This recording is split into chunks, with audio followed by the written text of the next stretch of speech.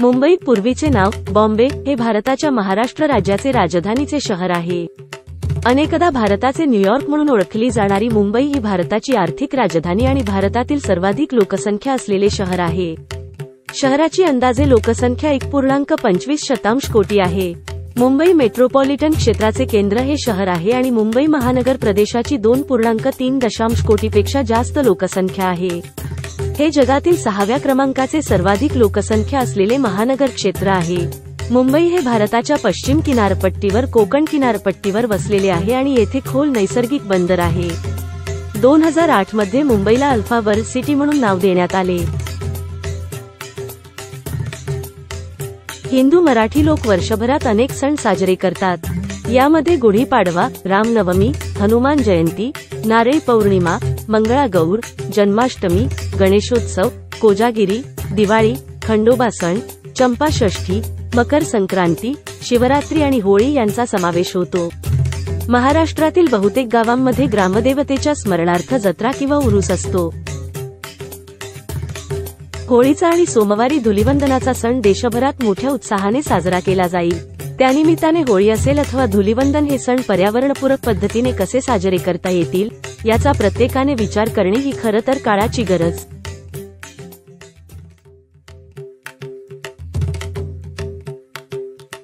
आपल्या देशात ऋतूनुसार सण साजरे केले जातात आणि प्रत्येक सणामागे काही विशिष्ट आख्यायिका प्रचलित आहेत।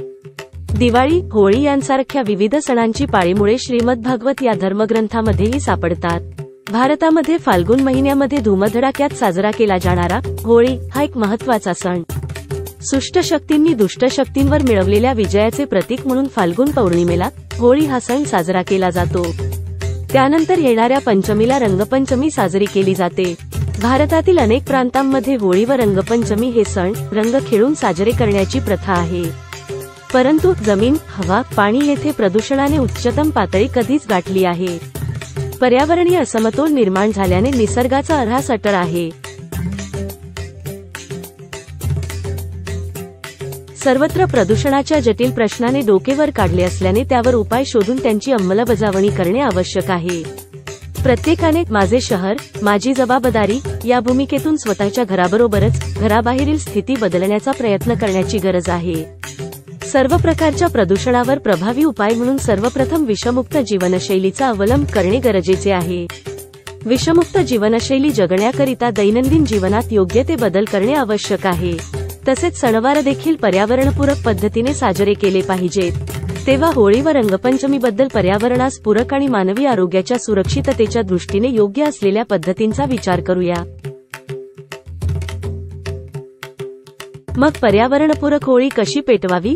तर होळी पेटवण्याची पर्यावरणपूरक पद्धत कोणती हे येथे जाणून घेऊया। होळीतील प्रमुख घटक म्हणून लाकडाऐवजी गाईच्या शेणाच्या गोवऱ्या वापराव्यात। होळी पेटवण्यासाठी गोवऱ्या रचून झाल्यावर त्यामध्ये गाईचे तूप किंवा घाण्याचे तेल टाकावे। होळी पेटवल्यावर त्यात भीमसेनी कापूर टाकावा। ओवा, तुळस, पुदिना अशा औषधी वनस्पतींची पाने टाकावीत।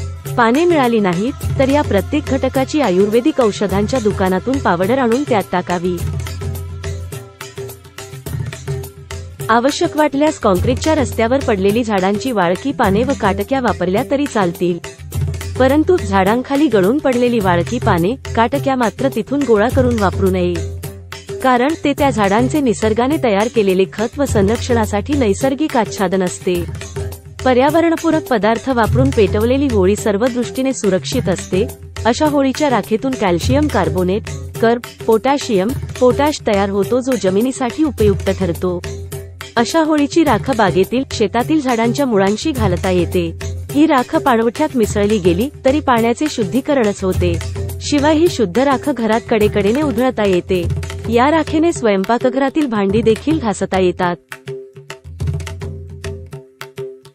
होळी हा रंग, प्रेम आणि वसंत ऋतूचा सण म्हणून साजरा केला जाणारा लोकप्रिय आणि महत्त्वाचा हिंदू सण आहे। हे राधा आणि कृष्ण या देवतांचे शाश्वत आणि दैवी प्रेम साजरे करते।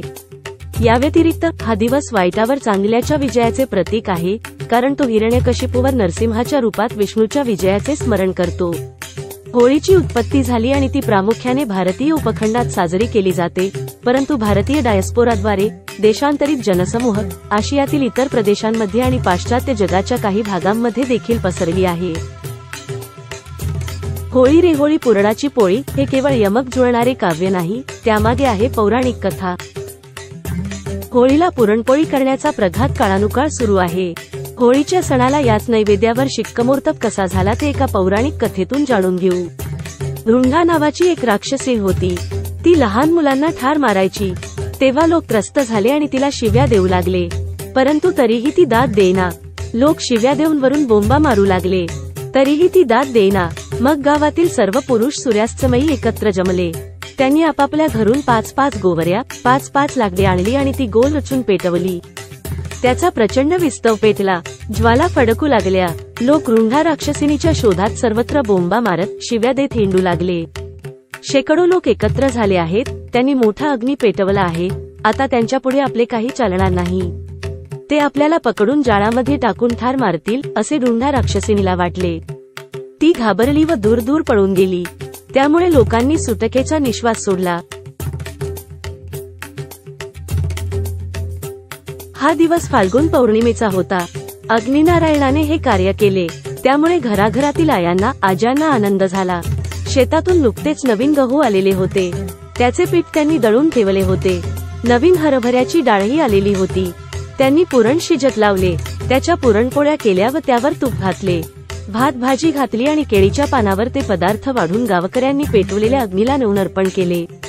तेव्हा ते पाहताच तेथे जमलेल्या पुरुषांनी अग्निनारायणाला 3 प्रदक्षिणा घातल्या. धुंडा राक्षसी निघून गेली. गावातील मुले सुखरूप राहू लागली. म्हणून दरवर्षी फाल्गुन पौर्णिमेला होळी पेटवून त्यात पुरणपोळी घालण्याचा कुळधर्म सुरू झाला.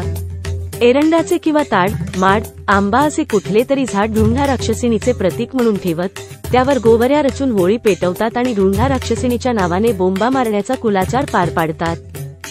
होळीच्या दिवशी समिधा म्हणून काही लाकडे मंत्रोच्चारात जाळतात येतात आणि पेटलेल्या होळीभोवती बोंबा मारत लोक प्रदक्षिणा घालतात. होळीला नारळ अर्पण करून नैवेद्य दाखवतात. महाराष्ट्रात पुरणपोळीचा नैवेद्य दाखविण्याची रीत आहे. होळीनंतर रंगपंचमी हा सण साजरा केला जातो. होळीच्या दुसऱ्या दिवशी धुलिवंदनाचा सण साजरा केला जातो. याला धुळवड असेही म्हणतात. या दिवशी होळीची रक्षा अंगाला फासली जाते किंवा ओल्या मातीत लोळण घेतली जाते. एकमेकांना गुलाल लावून रंगांची उधळण करणे, सर्वांनी एकत्र येणे, बंधुभाव आणि एकतेचे प्रतीक म्हणून याकडे पाहिले जाते. मग मुंबईच्या होळीबद्दल तुमचे मत काय आहे? कृपया पुढील व्हिडिओंसाठी माझ्या चॅनेलला लाईक, शेअर आणि सबस्क्राईब करा.